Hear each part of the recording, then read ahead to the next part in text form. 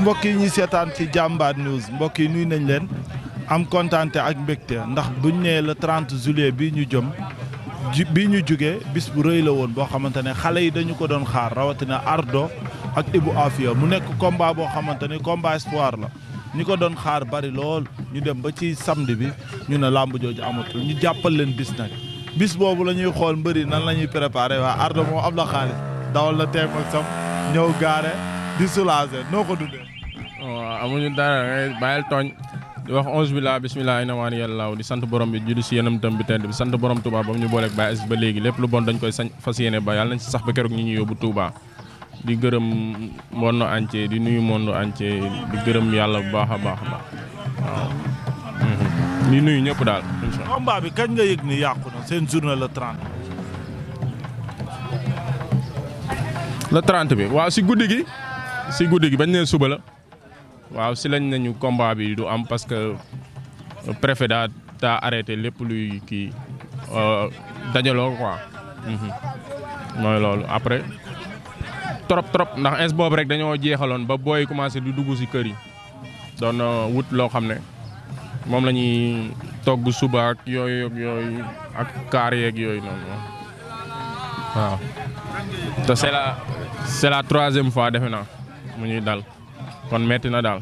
waaw metti na trop mais tamit sant yàlla rek yàlla lu mu def moo gën daal yàlla na doon suñu njiglaay yàlla na doon sarax si ñun yàlla na doon xéewal si ñun waaw. kañ la ñëwaat ne la jàppaat na luy ma fii rek borom moto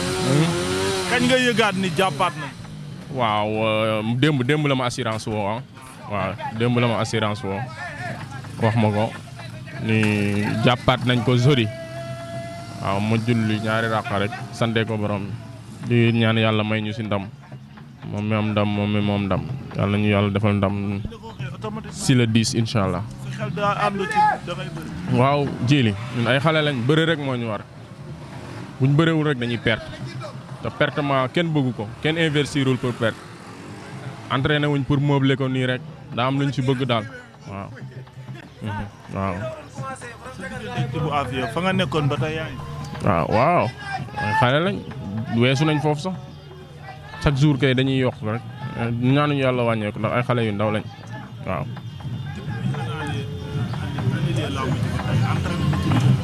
non man arrêté wu ma woon suma entraînement wàññi woon naa nag mais arrêté wu ma woon quoi te loolu xéewal la si ñun ndax am na benn instant boo xam ne amuñu woon récupération ndax préparation dafa métti. mais nii moom gagné nga si expérience tamit gagné nga si benn récupération bu xaw a yéggi dayoo quoi. ci dernier réglage yi mais entraînement bu intense bi nga doon def. waaw dernier réglage yi lañ nekk di ñaan yàlla ñëpp jàppale ñu ñëpp ñaanal ñu waaw di ñaan yàlla may ñu ndam bu le 10 saa incha allah. est-ce que waa Parcelles Golf Cambérène dinañ génn gunge seen doom ndax bis bu garaaw. waaw gis nga leen nii gis nga gars yi ñëpp toog ñu sumay nit lañ bu ma jógee ñu jóg waaw loolu la yàlla dogal daal golf fii nii ñu ko defee c'est la première fois ma fiy defee sax interview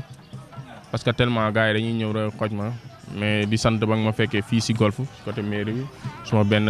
xarit Ousmane Sarr suma doomu ndey suñu waay di ngénte di ñaanal yàlla doom bi yàlla na juddu am ndey ak baay yàlla na yàlla teeru ko fii si àdduna mu doon xéewal daal muy dund bay teral ndeyam ak baayam ak Sëñ Fall. mobilisation bi ñu doon gis ci Ardo est-ce que mën nañ koo gis. waaw mën nañ gis lu ko raw parce que parcelle moo xewle quoi parcelle moo xewle du man kese fay bëri di ñaanal bëru parcelles yi fay bëri yëpp yàlla may leen ndam kàttanal leen dooleel leen ba ñu yóbbu lépp rek parcelle incha allah waaw. lamb nocturne. nocturne mooy guddi gi quoi loolu la kon léegi ban heure la ñuy convoqué. xanaa 17h dina fekk. non man 3h bëggoon naa mu fekk ma stade mais comme que nocturne la maa ngi koy soog a yëg nii si yow war ngeen mën a waxaale heure bi. samay waxi la de samay waxi bopp. say wax loolu laa jàpp jeudi. jeudi dañuy liggéey ba wàcc. waaw mais lu si am rek nañ ko leeral quoi pour gars yëpp nekk à jour quoi xam nga nekk à jour xam nga comme que kii nañ ko boobu fii nii mooy loolu waaw. gars yi daal moom ku ci liggéey ba wàcc war ngaa mën a seet. waaw non làmb mooy suñu kii gars yi looloo tax sax ñuy siisu si làmb mais waruñu ko siisu quoi te xam ne ñii ñoo ko moom waaw li yàlla defal mbëru làmb rek la ko defal balaa nga ko doon xam maanaam ñu ne football benn nit ay football nga xool ndax dina génnee lu làmb di génnee waaw loolu la ñu yàlla defal nañ ñu ngi koy sante yàlla ñaan yàlla xeeb dolli waaw man gëm naa ne làmb amul tànk ginnaaw quoi tànk kanam rek coow li nii coow politique la bientôt day romb daal waaw si seen temps fort lañ nekk muy élection yi waaw te élection wàllum xëccoo la ñoom ñoo ko moom may nañ leen ko mais toujours rek nañ ñu bàyyi xel xam ne kii Sénégal ñun ñëpp ko bokk ku nekk da see am cër kenn waru gaañ kenn ndax ku nekk bëgg-bëggam ci kaw suuf moom loolu lay topp quoi waaw ku nekk dañ la respecter li nga am bu ko defee rek waaw ñëpp dañuy nekk à jour quoi dañuy yëg seen bopp si réew mi te comme que ñoo ko bokk noonu la war a mën a demee quoi ku nekk yëg si sa bopp quoi ñu bañ a wax kii moo am bàjjen kii amul bàjjen xam nga ñun bu ñu jàppee dof quoi waaw loolu dafa fës de trop jaa ngeen jëf loolu dafa metti quoi dafa metti ndax toujours noonu lay demee ñun kenn duñu considérer waaw loolu tamit suñu njiit yi am nañ ci part de responsabilité bu mag waaw dañoo toll ci phase u liggéey mais pas phase u woyaan ñaan nit ki bu lay defal bu yàggee yow doo too mën a def sa liggéey ci moom ni mu waree quoi waaw te comme que dañ leen fi teg pour liggéey ñu bay woyaan yeeg sàmm kii mooy sama xarit ministre de la nangam loolu ñun la war ñun mbër yi parce que ñoom ñoo am intérêt ci ñun di ànd ak ñun ñuy ànd ak ñoom mais ñoom dañ leen di fay CNG ku fay liggéey da ngay fayeeku dañ liggéey seen liggéey bu leen kenn yeb bu ñu liggéeyee li ñu war a liggéey dañ am li ñu war a am ak sëñ Fall waaw. mais jeudi kay jàppal nañ la jeudi yow kay problème amatul butéel yi moo xanaa day gën a nëb rek di gën a neex. non man ay problème bu butéel man yooyu aw ma ko man avec ndoxu kireen sax incha allah bu si yàlla andee damay am li ma bëgg waaw parce que liggéey nañ loolu quoi waaw chaque jour entraînement dañuy dem dañuy mbëkkante te kenn xëppoo fa butéel naan rek la ñuy def kon ndoxu kireen bu ñu ma ko joxee ma yóbbu ko si sëñ Amdi yóbbu ko sëñ Baara ñu tufli ko jeex na damay dem ak moom. waaw yow affaire bi de man amoo problème boobu bàyyi faale rek buñ ko ñaanee damay dem jël ko. jeudi bi amul benn complication. jeudi bi amul benn complication. non ainsi wàccoog Mansour ndeysaan da sonn na ci wàccoog moom rek laa bëgg xam nga waruñu gën a gore quoi waaw waruñu gën a gore parce que moom liñ ko reporté yëpp daf siy defaat xéewalam te xam nga rek comme li may wax moom amoon na intérêt maanaam yàlla may na ko xam-xam mënoon na investir si leneen ak leneen te day dox.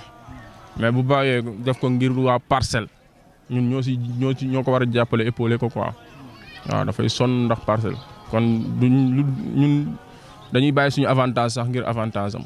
waaw loolu moo ñu war quoi te man concept boobu lay doxee ak moom quoi parce que bu soñoon làmb ji am ba mu weesu ndax ñun ak moom séq nañ leneen lu dul parcelle muy parcelle séq nañ leneen lu dul làmb muy parcelle waaw te dëkkandoo jàmm ci gën waaw moom jàmmam ji wala ngaan na daj na fu nekk. kon ñun duñ def lu dul lépp lu koy yokk lu koy dolli ñu nekk ci waaw c'est parcelle qui gagne quoi. loolu say mbokk wax leen ne làmb ji jeudi la te jeudi mooy le 10 août ah da ngaa war a sàjj de ñëwee ci beneen anam wooteel de. loolu force la loolu force la. tey jii mosuñu bokk ak nit programme te safuñu ci saafu quoi loolu yàlla defal nañu ko di wax yàlla na xeeb dolli mais xeebuñu benn yoon mosuñu dem fenn ñu ne ñu cam mosuñu sumeeku ñu ne ñu cam. waaw loolu yàlla nañu ko yàlla teel rek teg ko ci bëtu ñëpp ku ñu xool gis loolu bu ñu demee tamit am loolu ak sëñ Fall waaw di woo waa Parcelles di woo waa Golf bu baax a baax fi ma defee interview bi di kontaan bu baax di fi defee interview c'est la première fois mais tamit aw ma ñu dul ñoom ndax bañ ma dalee gunge boobu ba léegi yàgg na te avancement rek laa ci am ñuy Baye Fall Afia gi Baye Fall Ndigal Fall yi Baye Fall sëñ Abdou Karim yi xam nga waa kër sëñ Lamp yi laas ñëpp daal. ku lim rek juum mais ëtt bu nekk ngi fi ëtt bu nekk Golf mën nañ ni mooy Touba daal waaw ndax Baye Fall gi daf fi sap ñun bañuy tarbiyee Baye Fall fii dañoo ñëw ba fii waaw dox ko ba mu mat sëkk bak sëñ Fall dëgg fa yàlla di nuyu jëruñ yëpp ku mel ni Lay Godé Pa Omar xam nga Njaaj xam nga ñëpp daal ay ngóone ñëpp daal waaw ñëpp ku lim rek juum waaw. waaw rendez-vous le 10 la waaw ñu yan waaji lu 10 incha allah di woo suma papa Lat Diop di ko woowaat bu baax a baax si làmb ji di ko wax boobu ba tey c'est la 3e fois mu yëkkati xaalis bu bëri ay millions jox ma billaahi ñu defaat ko si làmb ji ba nii dañoo rusal sax delluwaat ca moom ne ko nii wala naa Omar Mbaye làmb ji le 10 lañ ko jàpp mais rus nañu dem si Lat Diop yéen kay la ñuy wax ngeen def li ngeen daan def rek ñoom Baye Talla waaw loo leen si def rek xeebu ñu yéemuñu xam nañ bu baax ni ngeen si jàppee boobu ba léegi mais ñu ngi leen di woowaat bu baax a baax suma papa Pape Niang falaa sama ngi ne waaw Pape Niang borom carte blanche mooy borom golf fii waaw ñu ngi koy woowaat si làmb ji bu baax a baax Pape Niang xam nga di woo képp kuy bëggee Ardo képp ku koy jàppale ñu ngi lay woowaat bu baax suma grand Dën Mbaye borom dàll yu naaye si waaw Dën Mbaye da si jàpp boobu ba léegi ñu koy sonal heure bu nekk taalibe sëñ Naar Jéen bi taalibe Serif Assane Fall bi Dën Mbaye ñu ngi lay gërëm bu baax di la sant di la woowaat ci làmb ji ak Mar Gueye suma grand suma xarit dëkk suñu koñ waaw bi ñu jàppale bu baax a baax di woo waa diaspora bi ku si mel ni Sultara moo ma jox li ma sol nii sax depuis ba France borom la sourire moom mooy ensemble bi ma sol wax dëgg fa yàlla di nuyu profité nuyu jàgg bu baax a baax ma delluwaat si diaspora bi ku si mel ni Omar Ndiaye waaw moom fayam suma grand Omar Ndiaye ñu ngi koy woowaat bu baax a baax ku si mel ni Kaba ak Kader ak El Hadj ay doomu golf lañ ñu leen di woowaat bu baax a baax su mel ni tamit kii suma grand Billy ñëwoon na fi suma ginnaaw sax mais jotuñu woon gisante boobu maa ngi woon si préparation yu metti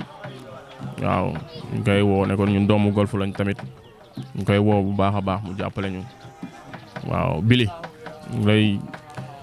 béggee bu baax di la tàllal loxo nga jàppale ñu si làmb ji ñu jëm la 10 incha allah. bu ko dagg woteeguma sax billaay yow bu si mel ni xam nga suma papa Jibi Kayta ak Alima Jabaram dañuy sonn si man quoi waaw suma grand Ibzo ba États-Unis nekk si MMA bi di si bay waaram di defal lu nekk Sénégal ñu koy saaw dab di ko ñaanal yàlla ndam li yokku bu baax a baax ma ñëw ko ñoom town ñoom Baba Siis Ndey Siis ku lim rek juum kër gi ñëpp ku luxum waaw ñooñu dañ may jàppale bu baax seetaan nañ ma ak waa groupe Nopp sa jëkkër waaw bu ñu nee ab sa taal wax nañ lépp may njaay xam nga mami Idi Fall xam nga Fati ñëpp daal waa tour bi ñëpp xam nga Daba Seck bu Lat Diop Alima bu Lat Diop xam nga waa kër Lat Diop yëpp ku lim juum waaw billaahi jërëjëf Fall xam nga ñuy bëggee ñëpp daal waaw di woo ñëpp nag wax nañ ne parcelle ñëpp génn golf na ñëpp génn ñu dem waaw ñu dem kii ko waaw ñu dem jëli ji ko mooy loolu noonu waaw suma grand Cheikh Omar Mbaye tamit ak Omar Mbaye Cheikh Omar Mbaye ñu ngi lay jaajëfal bu baax a baax gis nañ baax li ngay sonn si Ardo yàlla na yàlla defal lu kawe sa njort barke sëñ Fallou ak unité 2 bi yëpp waaw. rendez-vous jeudi incha allah arène nationale Ardo Ibou Afia jërë ngeen jëf. 21 sob 221 Khadim Amar suma papa la bu baax a baax waaw noonu la demee fii mooy Afia rii Afia ngi nii Baye Fall yaa ngi nii waaw noonu la demee jëlal. jaajëf champion.